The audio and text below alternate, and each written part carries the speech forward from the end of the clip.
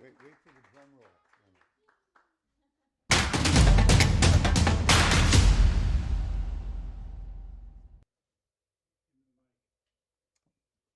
Good evening, members, guests, colleagues, friends. Tonight I have the distinct pleasure of introducing a person named Doug Stoup, who I've been friends with on Facebook since 2011, and living vicariously through his adventures along the way. I've learned in this process to always have a lobster bib handy so that the salivation that precipitates doesn't get all over me. Truly, Doug has done the adventures that have been on my bucket list since I can remember. Doug,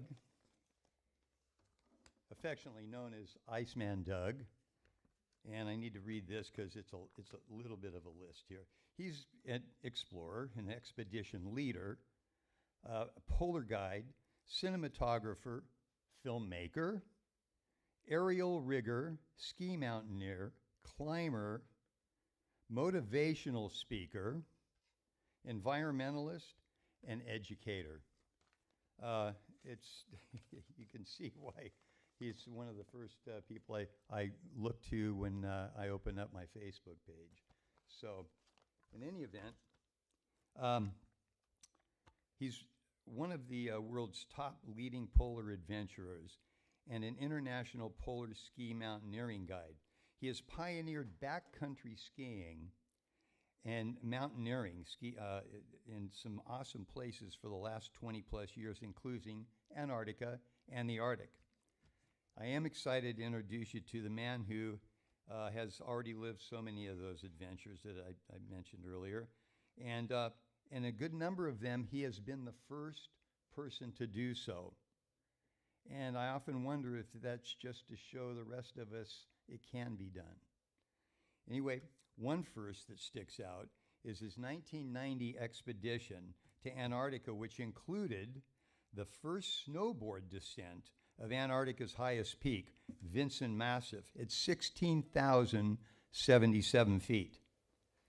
He started skiing the next year and has been on two planks ever since, and we're happy to have him in the two plank thing. Please, let's give Iceman Doug a warm welcome. Thank you, Jim. We had a little head start on our slideshow, so let me just go back a little bit. Sorry about that. Yeah, it's a homecoming party for me. I grew up sort of, or spent a lot of my life, the last maybe 17 years in the Los Angeles area, and I did work in the film industry, which was I was a rigger and doing stuff on Cliffhanger and Cutthroat Island and a bunch of films, and I also did a bunch of stuff in the film and commercial world here. So it is really nice to come back to Los Angeles, and thank you for having me, and Phoebe and the whole staff here. That was a great, really nice dinner, and thank you all for coming as well. I started this company, Ice Axe Expeditions, almost 25 years ago. And it was a dream, you know. Basically, you have a dream in life, and you try to make a lot of productive growth to make those dreams happen. And that's pretty much how it happens. You know, it doesn't happen with, it's a lot of hard work. It just doesn't, you know, the dream was to really just go and check out the planet, you know. And I was doing some stuff in Denali, which is the highest peak in North America. I was doing stuff in Kilimanjaro. I was going down to, I think we did 3 trips to Aconcagua. I was going to Elbrus. So I was sort of on my way to do a 7 summit type of thing. I did do Vinson Massif was sort of my first real big trip with the company Ice Axe Expeditions. And I think that's where it really started. So let me see if we can get this thing working. All right. So, yeah, I got involved in the polar world. I think Antarctica really sort of got my interest because it's like being on another planet. And I've done 19 trips to the geographic South Pole, and it's been, everyone has been different, taking different clients. But what one of the things I'm really, really proud of is that every time that I would go, I would try to make clients raise money for charity. And I think that was something that I don't really need to go 19 times. So it gave me a purpose. And every time I had a sort of a motivation to be able to go and not only raise money, but to really try to achieve something and also bring awareness for whatever purpose that was. So it wasn't always my charity. It was never the clients that I was taking had a purpose. So yeah, the South Pole is an amazing place. It sits, in a continent that's almost the size of the United States. And it's 70% of our world's ice and 90% of our world's ice and 70% of our world's water. So it is a unique place.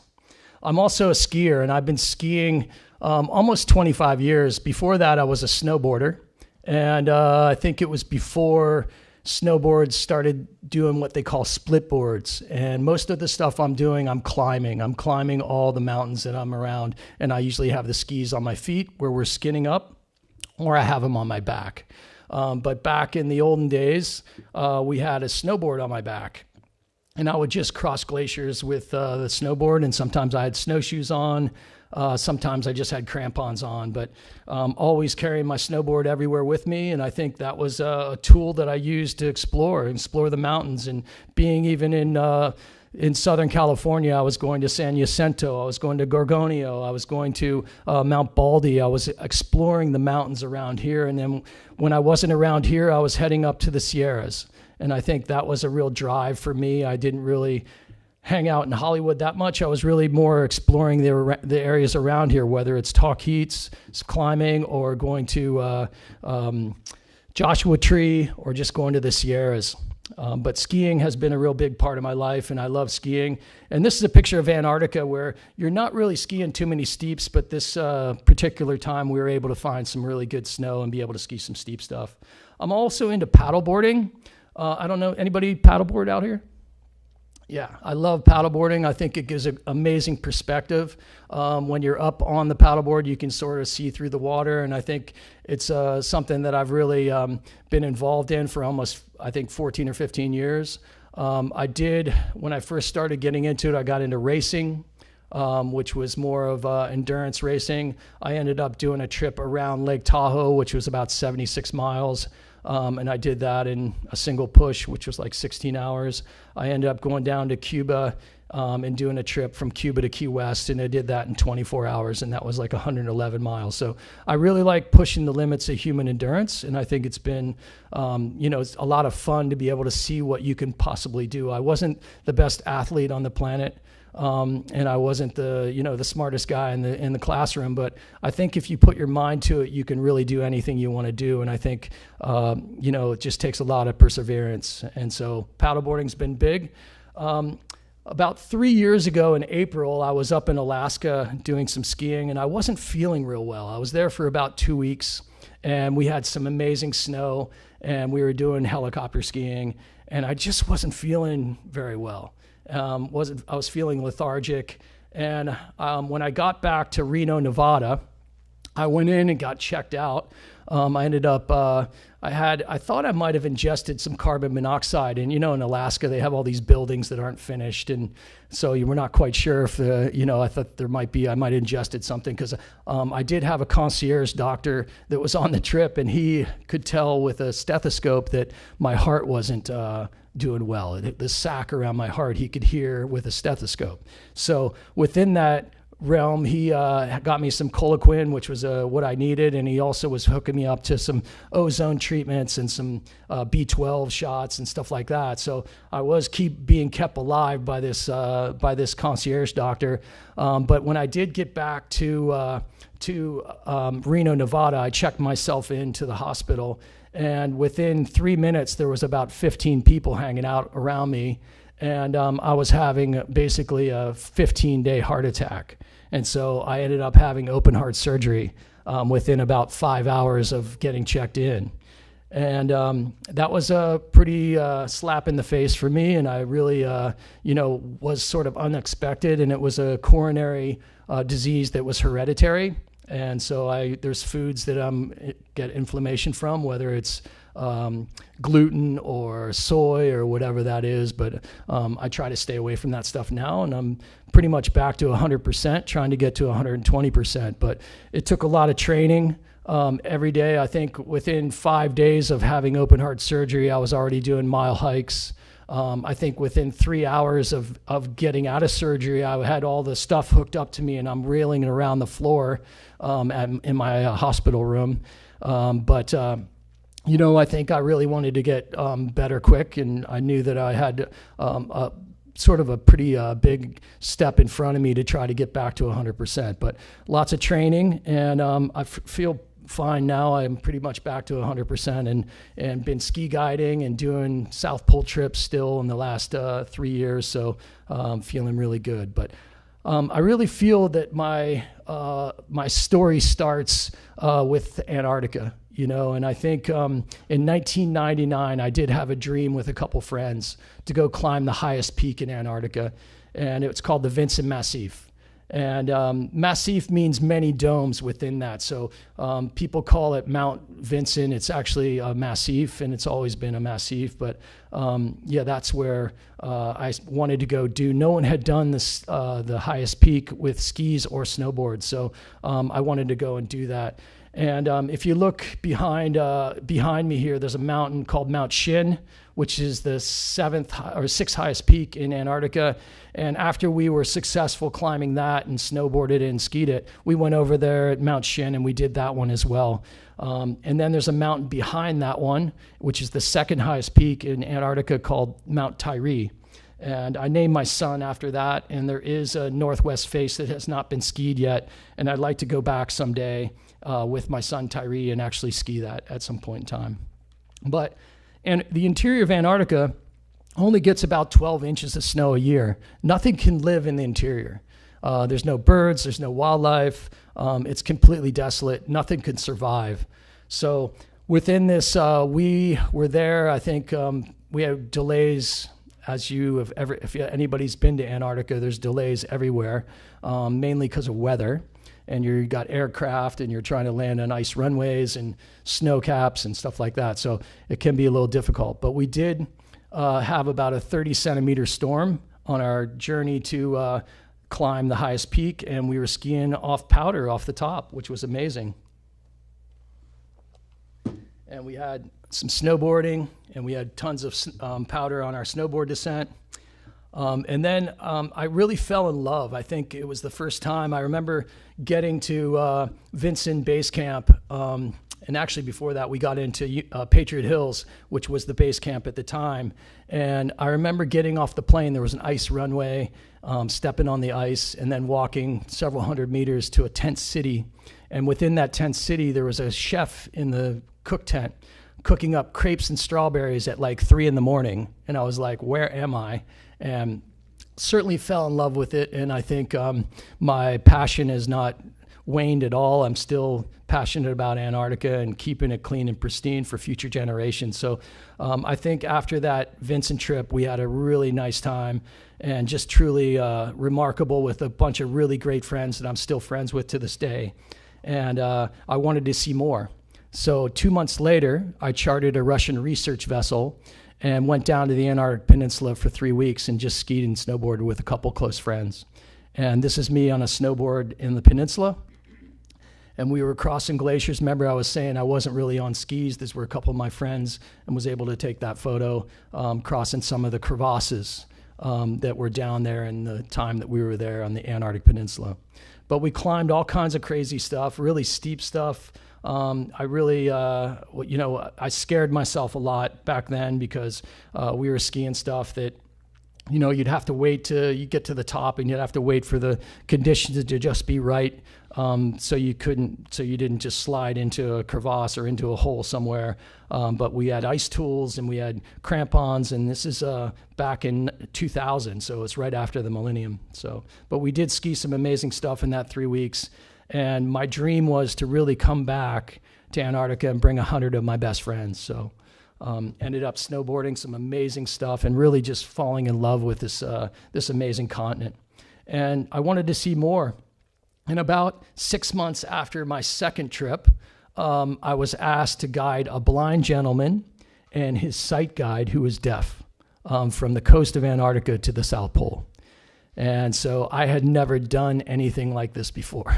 And so I not only had to try to learn myself, how was I going to get myself across Antarctica and be safe, and but also get this blind guy, how am I going to do that? And so I was coming up with all kinds of crazy ideas. I put a bell on the back of my sled, and I thought the blind guy could just follow the bell. Well, after about 5 minutes of leaving camp, the winds were so strong you couldn't even hear the bell. So that idea went out the window, and it was just sort of crazy. I ended up having to sort of stand right next to the blind guy, and I had my mitt on, and I would sort of lobster his jacket with my thumb and my forehand, and I would just sort of push him or pull him around what's called sastrugi. A sastrugi is the undulations in the snow caused by wind. And so I tried to shut my eyes and ski, 100 yards, and I fell over 10 or 15 times. So I would just try to push him around those sastrugi marks or the sastrugi waves so he wouldn't fall over. And did that for 62 days. It was over 787 miles. And quite a journey. Yes, 6 months or 2 months long, 62 days. And it was a remarkable journey. I mean, you learn a lot about yourself when you're living in a tent with a handicapped guy, and it's just truly remarkable. We were burning probably 10,000 calories a day, and we were only eating about 6,500. So I think I was losing probably about a pound a day. So not good. And, it was back then, there was really you couldn't go to REI and get all the gear. So I started developing a lot of the gear myself. It's an aerobic activity in one of the most inhospitable places on the planet. So you're starting to do body mapping with clothing, even some of the layers that you have and some of the outer layers. And here's a picture. I don't even have any fur ruff. I mean, you learn a lot from some of the turn of the century explorers like Nansen and Amundsen and Scott and Shackleton, and some of these guys were truly remarkable polar explorers. And that's why I love everybody in the room calling themselves adventurers. And I think we are adventurers. And we might have walked, many times on places that no human has ever set foot, but truly those guys were setting the groundwork for all of us. And here's Miles and also John Scott, and so these were the two guys that I was guiding across the polar plateau.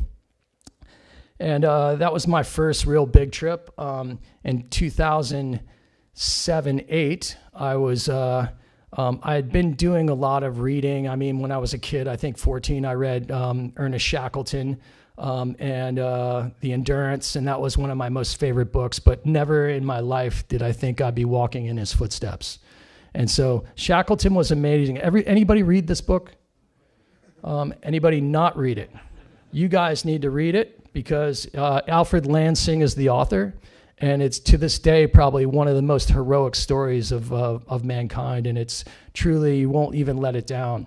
And to tell the story a little bit, Shackleton wanted to actually, in 1911, he got to about 97 miles to the South Pole and had to turn around. He didn't have enough food and fuel, and his guys would have perished. So he had the ability to say, hey, and back then it would take 3 or 4 years to establish a trip to go down there. They'd leave from England and go to South Georgia and then come down and then winter over and then start the journey. So quite a journey to do it. But 1914 through 1916, Shackleton put together the Imperial Trans-Antarctic Expedition. And he wanted to go into the Weddell Sea and winter over and then ski from there all the way to the South Pole and then down to McMurdo Sound, which is the Ross Sea. And so he left South Georgia and tried to go in there. And a lot of people don't realize this, but the circumference of Antarctica expands almost 500 miles every winter. And winter came in early. It was getting into October, really close to now. He went into the Weddell Sea, and ice started surrounding his boat and started crushing his boat. So he camped next to the boat for probably about 3 weeks, and then finally the Endurance sunk.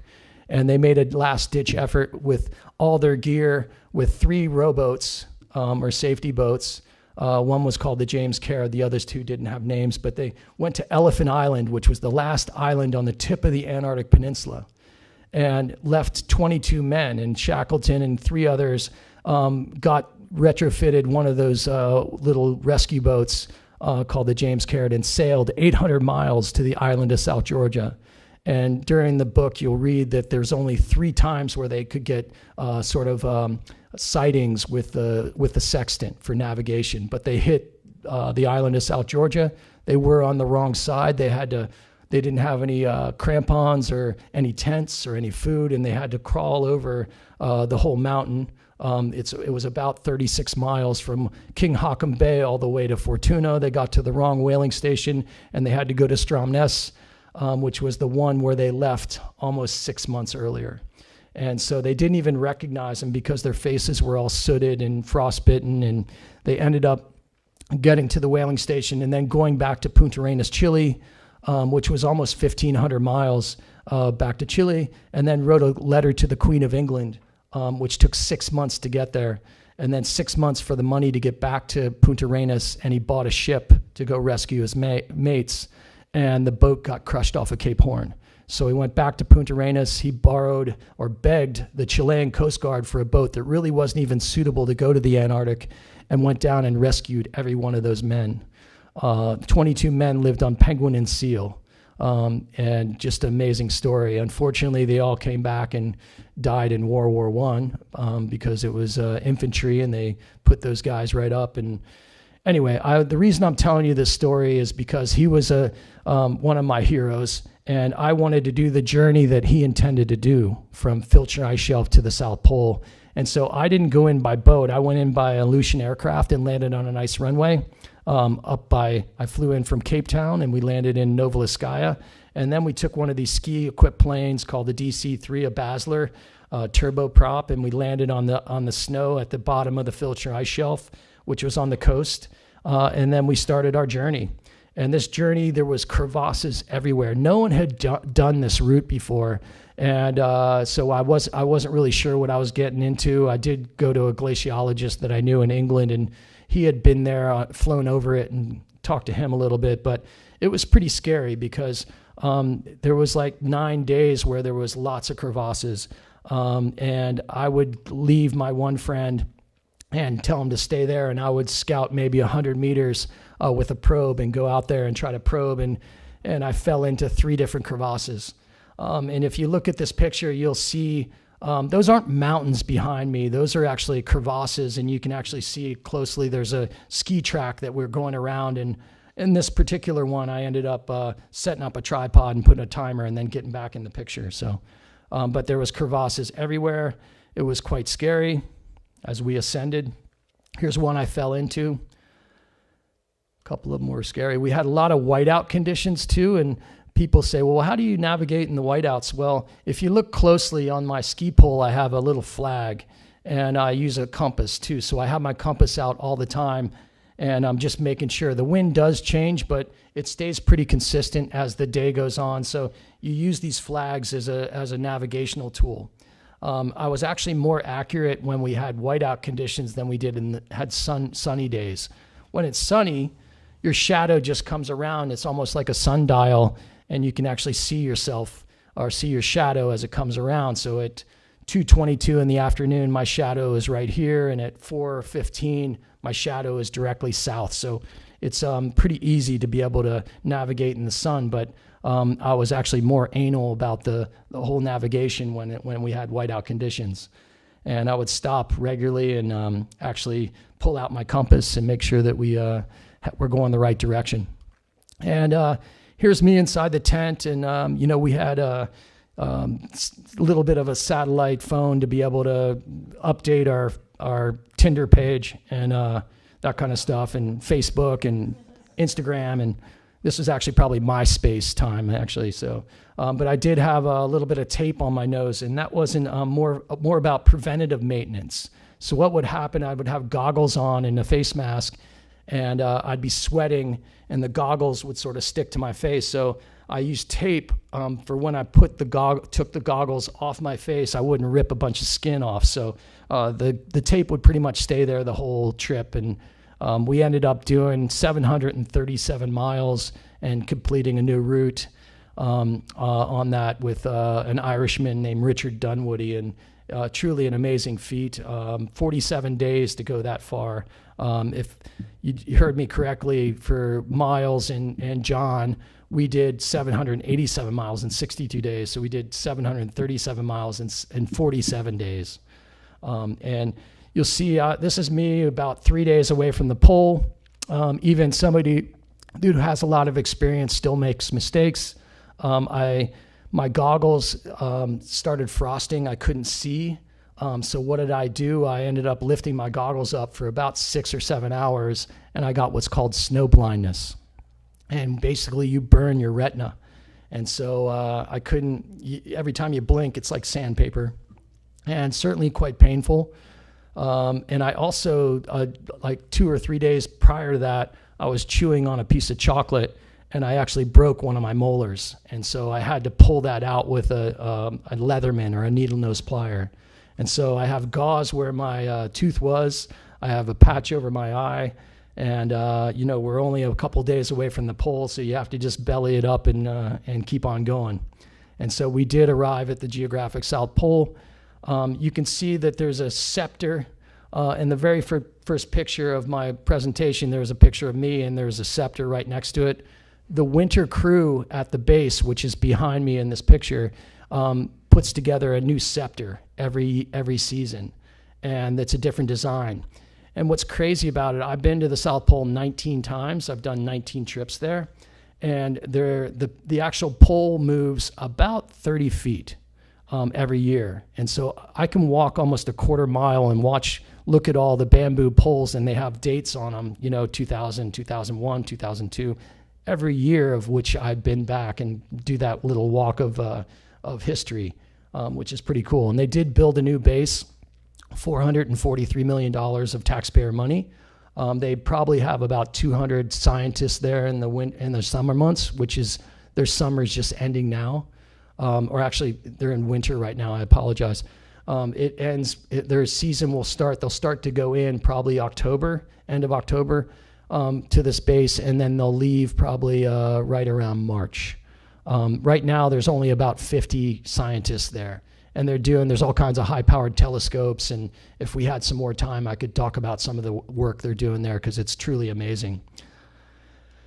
And this is, you guys might have heard of a South Beach diet. This is the South Pole diet. And so this is me before I started this journey, and I weighed about 217 pounds. I try to gain a bunch of weight before these trips, just because I know that I'm going to be losing a lot of weight. And so, like I said, it's 10,000 calories you're burning each day. Imagine getting up at 6 a.m. and going into about 6 or 7 at night. And just imagine there's sunlight 24/7, so it doesn't matter what time zone you're in or what time that is, but we're pulling sleds for a majority of the day, and you only stop like every hour and 15 minutes. You're stopping for like 5 or 10 minutes, and by that time your hands get cold, so you want to keep going. So you're pulling sleds. Imagine doing that from 6 in the morning till 7 at night. You're going to burn some calories, even if it was on a Nordic track or whatever that might look like. But after I got to the pole, I took a picture, and I had a patch over my eye, and I was missing a tooth, and I certainly didn't comb my hair, so I had to shave my head, but I lost about 47 pounds, so quite skinny.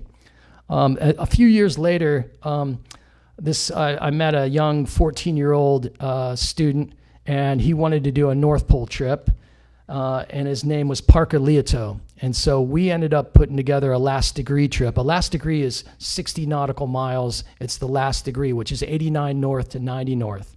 And so we went up to the North Pole and got dropped, and we spent, I think, 12 days trying to get to the North Pole, and there was a big lake around the North Pole. So we were unable, and unfortunately I had another team that was back to back. So the season's really short up there. There's only like 27 days to try to do 2 trips in.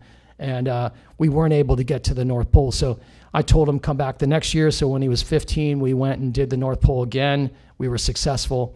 2 years later, in 2015, he wants to do a big expedition to the South Pole. And so what we did is, if you look at the map, we flew in where this blue thing where it says start, or actually it's basically where Union Glacier was. We drove a 6x6 vehicle all the way to the South Pole, and then if you look at the yellow line, you go down all the way to the Ross Sea, and that's where the sea ice starts. And we started that journey there, and we were trying to do as fast as we could. And so, if you look at the map real closely, basically the sea ice up there is where Shackleton was, and that's the Weddell Sea and the Roney Ice Shelf, and then this is permanent sea ice here is the Ross Sea. And so we started where the race started, and we're trying to get to the South Pole. But it was truly almost 2 expeditions in one. We were doing 2 expeditions where we drove all the way across, and I was a mentor to Parker, and we were doing a lot of science work, which was really cool. But we drove this 6x6 vehicle over 1,200 miles across Antarctica, and it was quite boring. I think Stein, who some of you have met, he did a trip last year where he drove all the way across and went down to the bottom of the Leverett too, and then back again. But we had all our gear on top, and I was up front in case the vehicle hit any crevasses and we got stuck. And anyway, we drove all the way across, and I probably wouldn't do it again. The driving part, it was just really boring. But we did do some cool science work. We did some core sampling for University of Venice in Italy for isotope collection as well, which was always like to incorporate some sort of science work if we can, or raise money for charity. So all my trips really truly have to have a meaning. But during this trip, we did get dropped off at the bottom, and we had some really warm days. Some days that were right around 32 degrees. Or 0 Celsius. And so this is just sweat that's coming through my shirt. So quite unusual for this time of year in Antarctica, even though we have 24 hours of sun. But you can see we did run into the road, the South Pole Overland Traverse, and we had a bunch of really cool moon dogs, which is basically that circle around the sun, or a sun dog, and also the sun on the horizon too. But we did get to the pole. We actually, the previous record was about 24 days from the coast to the pole, and we did it in 16 days, 4 hours, and 40 minutes. So Parker and I were pretty proud of that. But if you look past the U.S. flag, you can start to see a couple of those bamboo poles, and that's what I was referring to about previous years. But that scepter was the year, I think, in 2015. And we got to the pole, and there's actually a sign there in memory of Roald Amundsen in 2011. He arrived December 14th. He arrived at the South Pole, and it was a little bit of a race. I don't know if anybody knows the story, but Robert Falcon Scott started a month earlier and arrived a month later to see Amundsen's tent at the South Pole. And Scott was a Brit, and Amundsen was a Norwegian, and Scott tried to use tractors and horses and other means, and then Amundsen had worked with the Inuits and learned how to run dogs and was much more efficient, and I think the British way was like, okay, let's have chandeliers in our tents and silverware and stuff like that. So unfortunately, he was a month later, and it was quite sad, and he ended up perishing on the way back because I think he just felt guilty that he didn't make it and wanted to come back a hero. And I think in the Trans-Antarctic Mountains on the way back, he wanted to collect rocks and try to have some sort of heroic effort to bring back something for his own liking, but they ended up getting stuck in a storm and not getting to one of the food depots and perishing. So sad story. I got involved after Miles, the blind guy. There was a friend of mine from Tahoe, and he wanted to go do the South Pole, and he was involved in a snowmobile accident in the Sonora Mountains of California where he was going to do what's called a gap jump. He wanted to jump up and then catch air and then land on the transition, but he overshot it. And his name was Grant Corrigan, and he was 150 feet in the air and came right down and broke his back. And the doctors said he would never walk again. He was married almost a month prior to his accident, and he's been on still trying to do 100% recovery. He still has he's not in a wheelchair anymore. He does have some outriggers and he can get around, and he is an athlete doing stuff, but he wanted to ski a last degree to the geographic South Pole.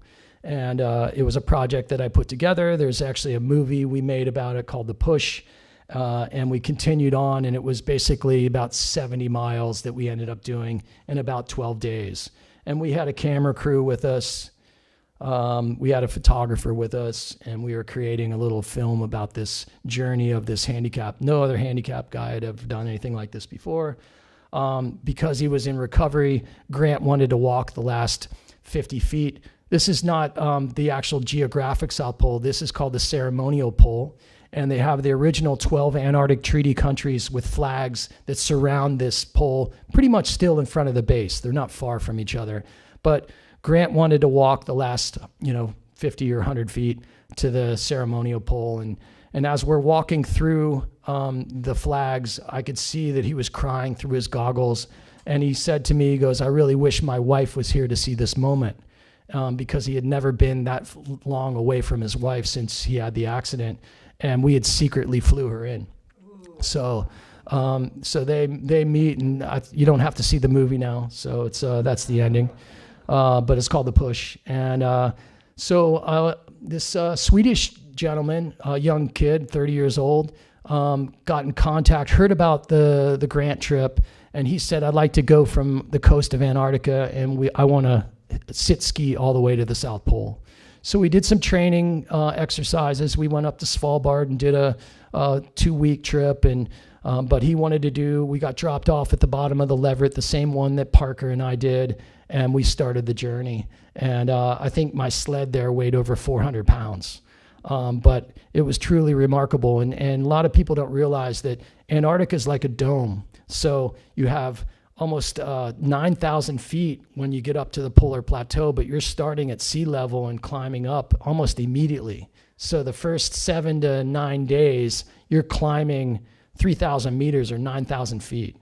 And so, yeah, it was tough on me, but all I had to do is look back and see Aaron Anderson was the guy's name, just struggling to get up that hill. And I really just have to give it to him. It was remarkable.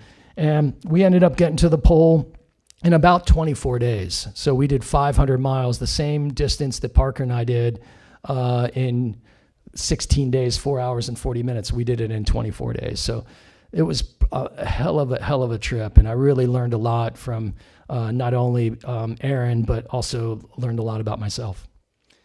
I also got into bikes. I don't know, this is sort of like, I wish I had a patent on this one, because this was, I think, 2003. I designed the first ice bike, and so this was a fat tire bike. Fat tire bikes weren't even around.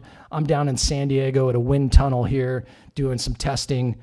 So I put together the first ice bike, and I went to Antarctica and went around the Heritage Range, and I did it for 3 weeks, and I did close to 300 miles by myself. And truly remarkable trip. I got stuck in a huge storm, got grounded for 5 days, and almost got buried alive. Every couple hours you had to go out and dig yourself out, which was not fun. But the wind did scour that snow away, and we were able to continue the journey. And was really a beautiful trip. I love doing stuff by myself because you really only have to take care of yourself. You don't have to take care of other people. And I do a lot of trips with a lot of other people. So, but now I do fat tire bike trips to the South Pole. So if anybody wants to do that, we usually do about 2 degrees, which is about it's about 120 miles, and we'll do that in 10 days. And we have a snowcat or snowmobiles setting up camp for us, and we do about 10 or 12 miles a day. So just another adventure that you can go with Doug if you want. But it is one of those really interesting, unique trips. I started doing the peninsula trips back in 2000, but we've developed a program where I charter a whole ship. And this is the ship we were on last year, and I usually go in late October, early November, and I do what's called a bare bones charter. I charter the whole ship, and we do what's called a ski cruise, and that's all skiers and snowboarders. And so we're on the ship, and we go from Ushuaia, Argentina, across the Drake Passage, about a day and a half, and we get down to the peninsula, and we use this as a base camp. And we take Zodiacs to some of the fjords to be able to go ski and snowboard. And with all my experience of going down there 41 times, I'm able to know where we can get 100 people out on the snow without being too crowded. But it's truly, the sea ice that time of year is really remarkable, and it's so full of wildlife. It's millions of penguins, thousands of seals, and hundreds of whales. It's just so unique. There's nothing like it, and I think that really bonded my love affair with Antarctica as well. And you got Gentoos, everywhere. They're just coming ashore at this time. The snow conditions are usually pretty good. And they're just coming ashore and building their nests. And this is how we get to shore. We use these Zodiacs to get to our landings. And where we're landing, that's where the penguins and the birds are all coming ashore too. And sometimes we have to put the skis on our back and we hike up a short way. Sometimes we got snowboards on our back. When I first was going down there, I was on snowboards. And this was a unique place because I ended up doing the Lemaire Channel's right around the corner. If anybody's been down to the peninsula, it's sort of like Kodak Alley. I did the first descent of the northwest face of this Mount Scott, and this is on the ridge, and it drops almost 1,500 feet right down to the water there. And then there's other really cool places like Newmeyer Channel. But they don't get, I was saying earlier that the interior only gets about 12 inches of snow a year. I think last year we were blessed with about a 60 centimeter storm, and we were able to get some powder skiing down there. And this is a base that we actually wasn't open or anything. We just go by it, but it's a safety in case someone needed it and there was a storm that happened. We get stuck. You could jump in there if you wanted to. But we skin, and we also rope up. If you look behind me, there's a rope to make sure that we're not falling in any crevasses. We usually do a 4-to-1. We have 4 clients to 1 guide ratio, and this is me just bringing the people up to a summit of some sorts. The mountains aren't real big. They're maybe 1,500 feet to get to the top. And it's, roly-poly. We try to the better powder is actually the lower angle powder, but you have beautiful views everywhere. I'll never forget one of the ridges I ended up ascending, and I looked down to the other side to the water, and there was 7 whales breaching, and I could hear their blows, so just there's memories that I'll never ever forget. And then you're skiing down to the wildlife. You're interacting with that wildlife, and you're not a predator for this wildlife, so it comes right up to you. And if you look closely, there's a few people on that peak, and this would be one of the areas that we would go and ski.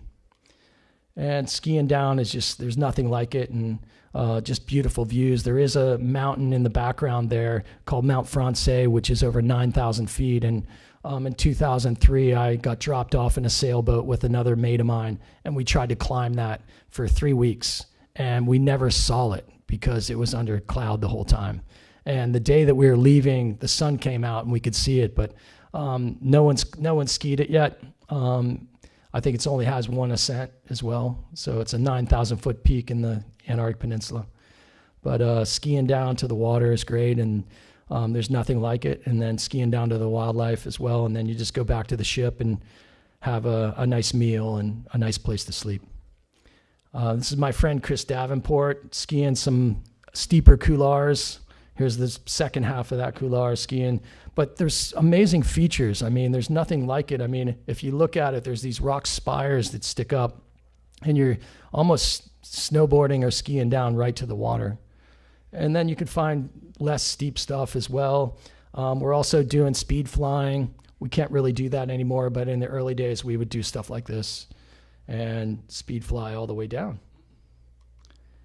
And beautiful, they basically got about 16 hours of sunlight there. So we get up early and we're out all day long, and the ship stays in the same place all day, and then we move the ship at night. But we found really cool things like ice caves, and this is basically a glacier that's actually moving and had a lid to it.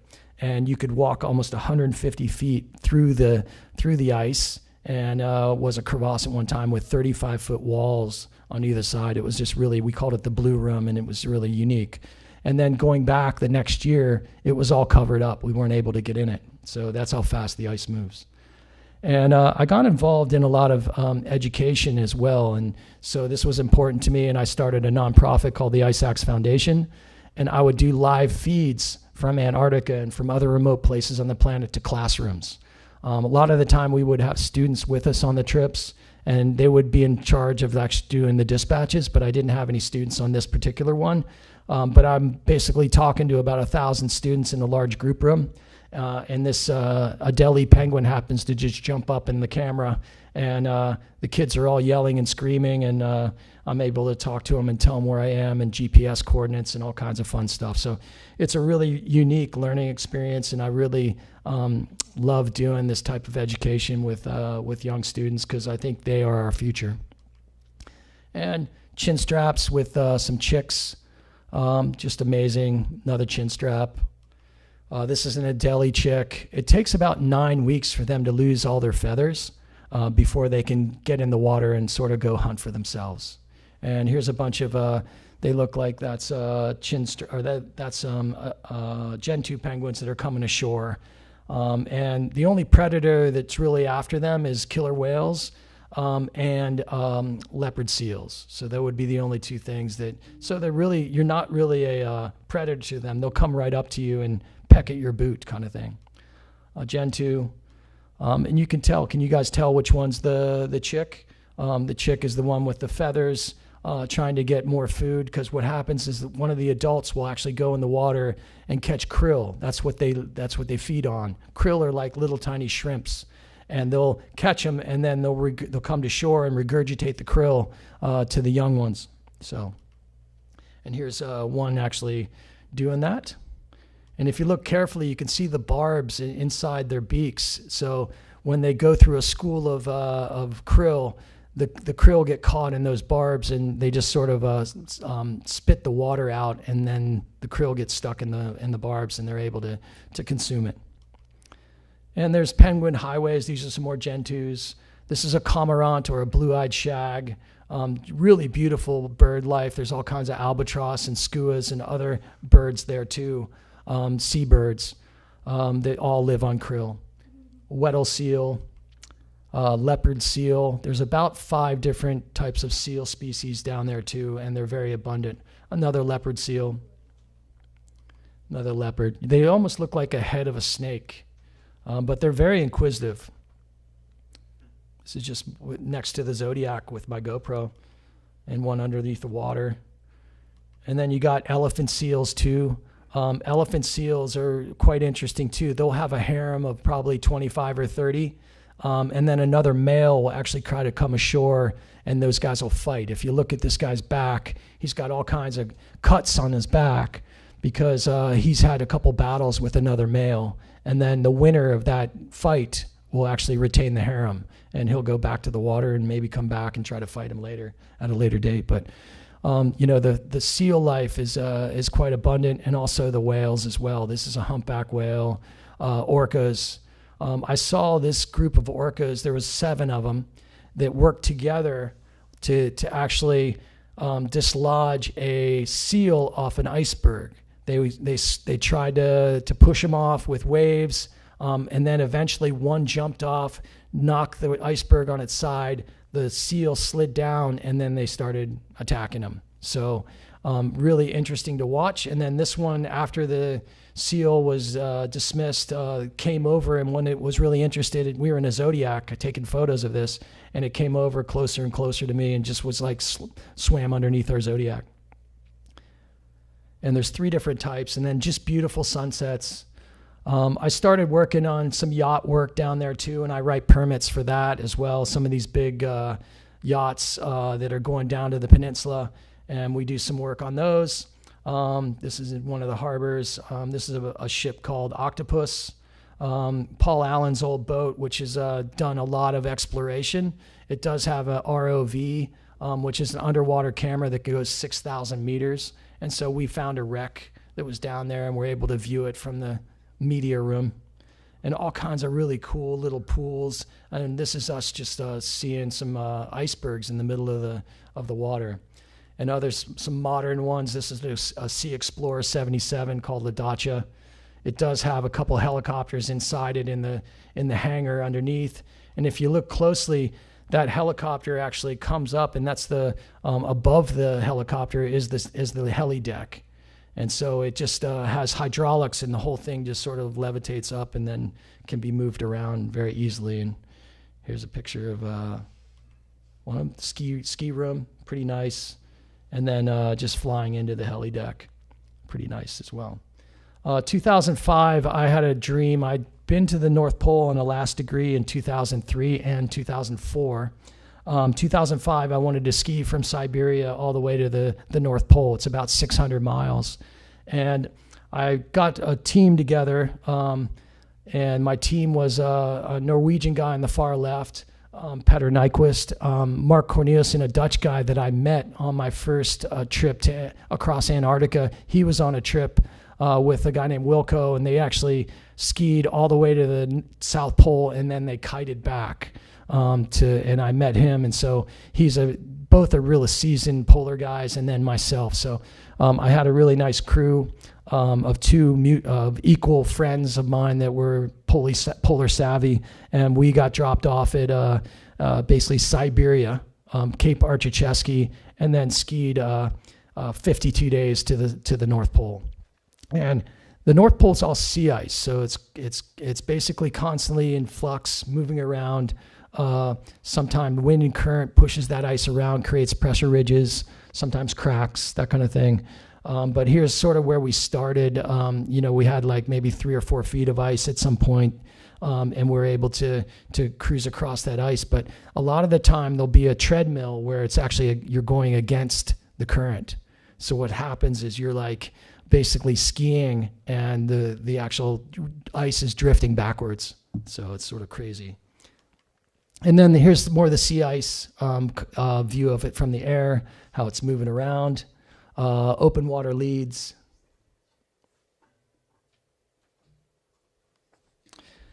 So this would be a lead that we would just come up and we would just swim across. Okay. So what would happen is I would just see this big open water lead, and I'd look east, I look west, and I would just need to cross it. And so we would put a dry suit on, and we would probably cross about 12 of these leads a day. And here's a lead that's freshly frozen, and I would probably ski across that. I would usually hit it with my ski pole and then eventually just cross it and hopefully not fall in. And even some beauty, you could see actually these waves that are formed within the open water leads and freshly frozen. And they weren't quite frozen yet, but they were still in flux and still moving. And one of the big things we were doing is on Pole Track in 2005 was I developed some science equipment, which was basically weather stations. And they were able to be put, I made 3 of them, and we placed them on the ice in different places in different degrees, so scientists could find out more about what's going on with climate change. And it's another thing that I'm super proud of is we were able to place 3 of these on the ice. And what they did is temperature, barometric pressure, and location of where that ice is. And these are places that scientists have never been to before, so it was really critical data for them to know where that ice was moving. And so they were doing something similar, but they were like 50-pound boxes, and they were throwing them out of airplanes. We were able to deploy these actually on the ice and make sure that they were working properly. And if you look, this is a picture of me at the North Pole. I'm on the far left with the mask on, Mark's in the middle, and Petter's on the right. But if you look at our down jackets, they're completely soggy. There's no more loft left in the jacket just because of the moisture and the humidity. And we also did snow depth measurements and ice depth measurements, which was after skiing for 12 to 14 hours, the last thing you want to do is get outside the tent after you set it up, and you want to like go out and do measurements. But I was really, it was a crucial thing for me to make sure that we were doing the science work and doing it properly. Here's a typical picture, right? That's land. That's Canada right there, and what the sea ice by the Baffin Straits. So most of that disturbed ice is being pushed down there, and how difficult it is to actually go from land to get outside all that disturbed ice. You can see I have 2 sleds, and I would take one for a couple 100 yards, and then I'd go back and get the next one. The sleds would be used as bridges too. We would cross, use them as a bridge. They were floated. They have Kevlar fabric on them, so you could like poke a ski pole with them and not rip them. We were jumping open water leads, use them as little lily pads, and then we would also swim. As I was talking about, you could see the rope, and we would just swim some of the leads and just sort of backstroke. You know, you put a jacket on and just go. Stop every hour and a half and do a quick eat and drink. And we did see some polar bears. We had 37 polar bear encounters, I think, on that trip. And the polar bear is the only mammal that really hunts man. And so it was something that I was really concerned about. And I didn't sleep much just because we had a couple encounters. And I think I told you that those sleds were made with the Kevlar fabric, and you can't poke it with a ski pole or rip it or skis. And that polar bear ripped it open like it was tissue paper and was eating some of my food. So, and I had to shoot him with a flare gun and, you know, put a big burn hole in his forehead, and he ran away. But they are beautiful animals, and they're sort of interesting. The females will actually dig a cave for 2 months, sort of like December, January. And she'll give birth to 2 to 3 cubs about 2 or 3 times, every 2 or 3 years. The males will actually lower their metabolism and they'll sleepwalk. So this is a mom and her 2 cubs. And they're probably about 2 months old. And this is what they eat. They eat bearded seals. And here's another one, you know. And I've been doing trips up there. I've done 17 last degree trips. And the Russians, or actually there's a Swedish, Swiss guy that sets up a ice station Borneo on the near the North Pole every year. And you could see they do like a little ice station, and they drop a couple of these tractors out of these Aleutians, and they create a runway that allows us to be able to land on this sea ice and run ski trips for 7 to 10 days. And if you look at this tractor, it's probably over 100 years old. They turn on the engine and they never shut it off. A minute ago, before I took this picture, there was a Russian guy on it with a life vest on. And I wish I would have got the picture with a life vest. It was very funny. And then I've taken groups anywhere from 1 to 12 people across the polar plateau. And, you got to have a lot of teamwork within that. There's a lot of pressure ridges. And it's a lot of hard work too. Sometimes you're taking your skis off and climbing over, and sometimes you're just working together as a team.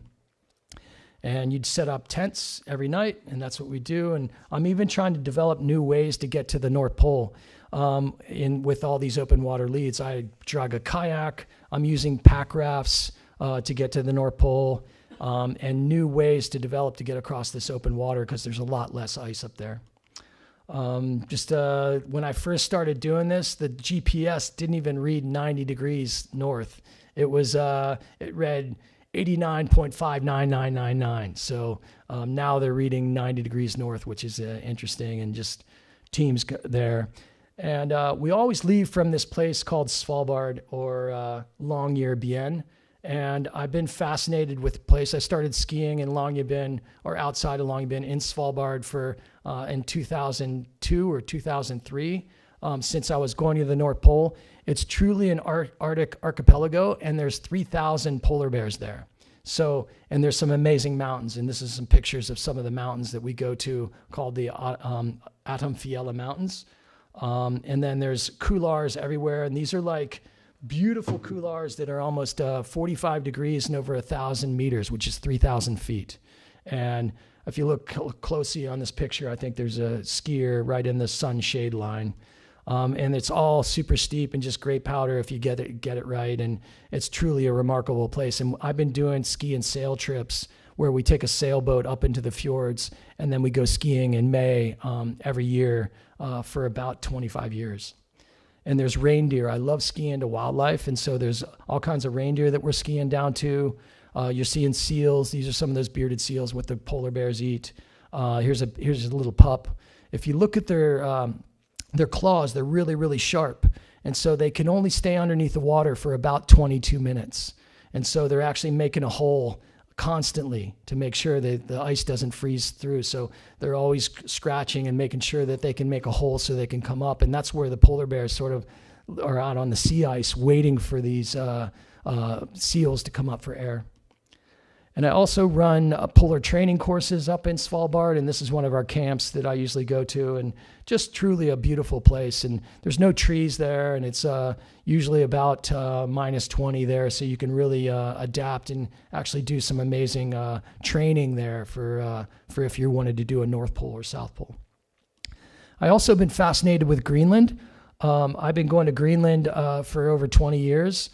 2001, I actually kited across Greenland solo, and that was a beautiful trip that I learned a lot about myself too.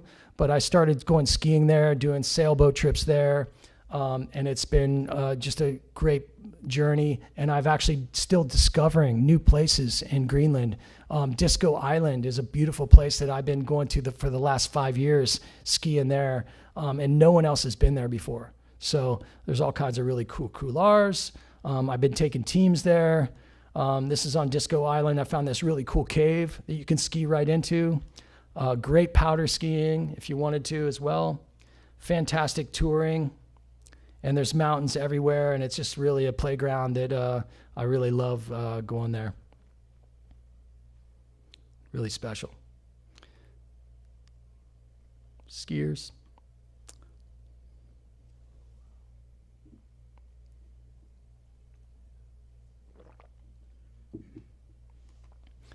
I've also been a lot of trips in the Himalayas too, and this is Ama Dablam.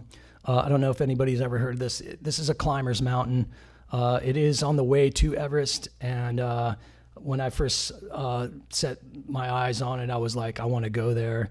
2003, I went to Ama Dablam and with a couple friends, and we were able to climb it.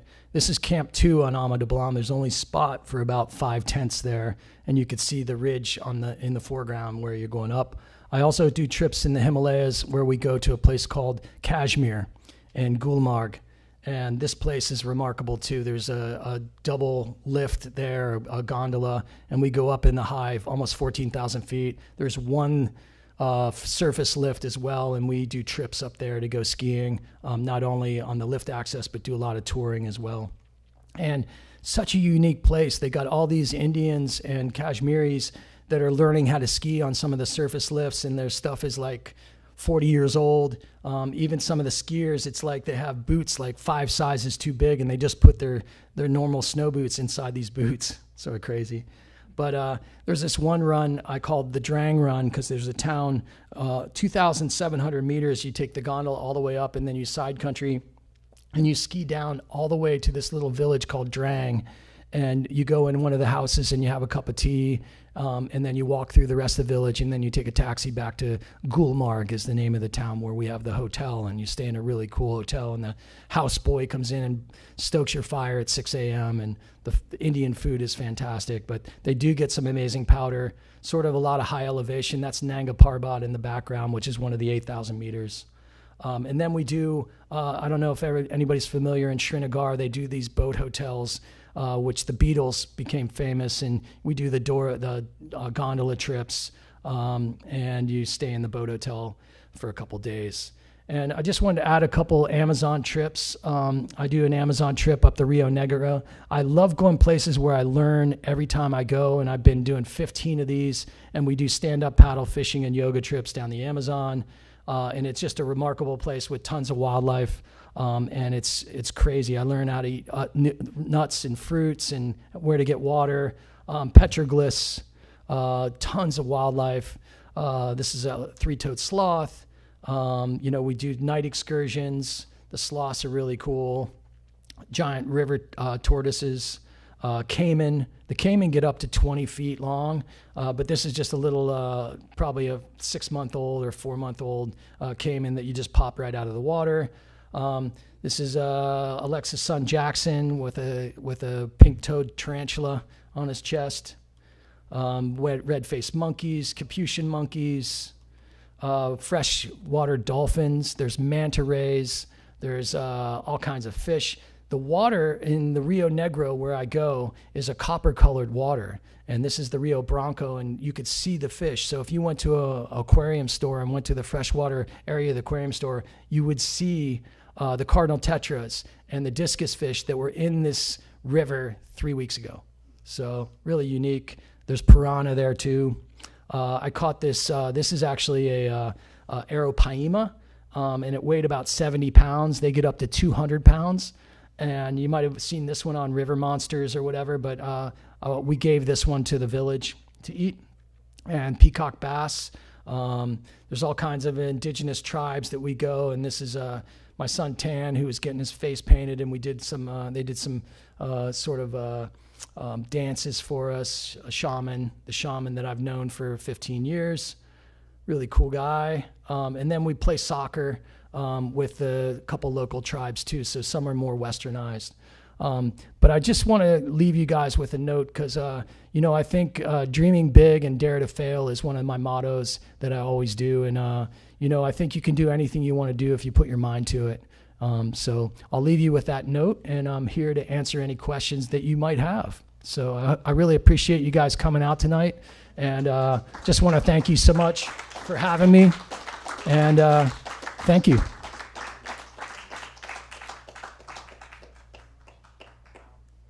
Any questions? We have some time for some questions here. Hello. Thank you for the awesome talk. It was really, really interesting. And I was just thinking, have you thought of maybe trying hydrofoiling through the open water passages? Probably run into some ice, but my son started a e-foil business this summer, so I've been e-foiling every day up on Lake Tahoe. But the hydrofoiling, I go pretty early in the season, and there's all kinds of ice. That's one of the concerns that I have, and I have to be proactive with that, make sure we get ashore and not able to get sandbagged by, waking up at 6 a.m. and then we can't get ashore, and then we have to find a new place, and it might take 2 or 3 hours to find it. So ice conditions are really important. But, the hydrofoiling, maybe you could go across the Drake with a hydrofoil, but I think it would be problematic. Even a lot of the new boats that have stabilizers have to bring those stabilizers in because of the ice conditions in the peninsula and up on the Arctic Ocean and Northwest Passage and places where there's ice. I'm curious, work as many times as you've been to Antarctica and the South Pole, do you see a lot of cooperation amongst the different nations when you're down there, that it's really a unified effort, or is there different factions that are trying to push forward different agendas? That's a really good question. I'm usually on the tourism side of things. So there is a tourism board called IATO, and they have rules, and then there's basically the science people. And the science don't really like the tourism, but we do interact because we could tend to get in the way of their science. We are all self-reliant. We're responsible for our own stuff, so they wouldn't have to rescue us if there was an accident or anything like that. We have safety in place and people at base camps that we have to check into almost every night. So I wouldn't say I like to cooperate. There is science groups that do, to collect data. I am a data collector, so I like collecting data. So it is something that I do like doing, and if I can add that to my trip and it's not a hindrance, I would certainly am all into it. I think that's something that I love doing. So as far as that, of trying to be helpful and trying to gain data or bringing awareness for a charity or raising money is something that I love doing. And I'm getting a little bit long in the tooth, so I don't know how many more long ones I'm going to do. I think I'm probably reaching the end of my polar career, but certainly love it.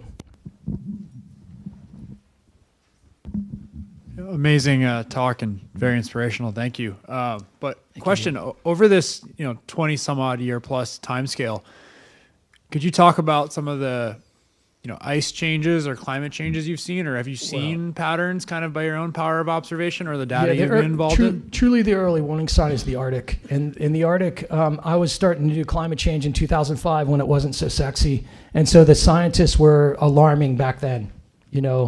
Christian Haas, some of the leading climate scientists were really worried about the acceleration.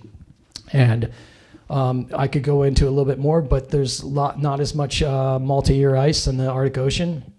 the glaciers in Greenland and Europe and all over the world are starting to have recession and calve drastically. I think Antarctica, the temperature is changing a little bit, but I'm at the South Pole where it's usually minus 35, and I might experience minus 31, and it's still cold. So I don't feel a huge difference, but I do know that the acidification and the water temperatures are changing on the peninsula, and krill populations, which the whole ecosystem is relying on, is moving. And that hasn't happened in the history of these scientists looking at that. And obviously the 7 glaciers and the Weddell Sea that are calving at an alarming rate as well. Got an orca question. I know orcas like to hunt in packs. The story you talked about knocking the seal off, you've probably seen all the stories of orcas biting the rudders off of sailboats. People will say, oh, they're not after the people inside, but I know orcas are meat eaters and they love to play games and hunt. Do you familiar with these stories, and do you think they're learning that we might taste good? Yeah, I don't think there's ever been a documented case of a killer or an orca attacking a human. I think they might mistake them for a seal, and if you have a wetsuit on and you got a little bit of blubber on you. But I think, there's 3 different types. There's type A that just eat penguins. There's type B that eat penguin and seal. And there's type C that eat penguin, seal, and other whales. So it depends on the dorsal fin, and there is all kinds of like taking pictures, and you can like submit them to these whale documentation people, and they actually name them and all kinds of crazy stuff. So there is identification within their dorsal fins and how they can track these orcas, and they're very hemispherical. So the ones that are in the northern hemisphere don't usually go past the equator, and the ones in the southern hemisphere never go past the equator. So I find that really remarkable. They breed down south and they eat up north. Okay. More question here. Hey, Doug, so what part of the world is next? I'm still a dreamer. You know, I have a couple things I still want to do. I'm heading to Chile next week and do some skiing, and I'll be in Antarctica next month doing some skiing. I do have a dream I call it Source to Sea, and it's the start of the Amazon River called Mount Miss Me. It's 18,000 feet, and I'd like to climb it, ski it, and then get on my mountain bike 350 kilometers to Puerto Maldonado, meet my support boat, and then stand up paddle 2,500 miles the Atlantic, and talk about the deforestation and the hydroelectric dams and the indigenous tribes, and and the adventure in itself. So that's probably a 2-month expedition.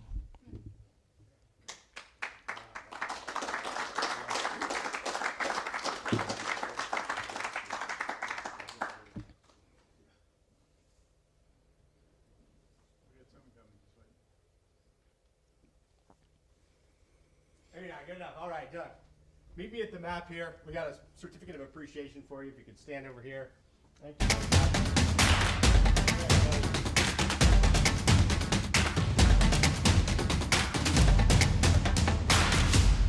All right. Expressing grateful appreciation to Doug Stoup for the interesting, informative, and entertaining program, Skiing the Planet, the evening of Thursday, August 29th, 2024. Thus furthering the objectives of promoting the exchange and dissemination of knowledge between those that are adventurers off the beaten path. Thank you, Doug. Thank you very much. A little photo op here. And then I'll step back. We have a tradition that all of our guests point somewhere on the map with that certificate and smile.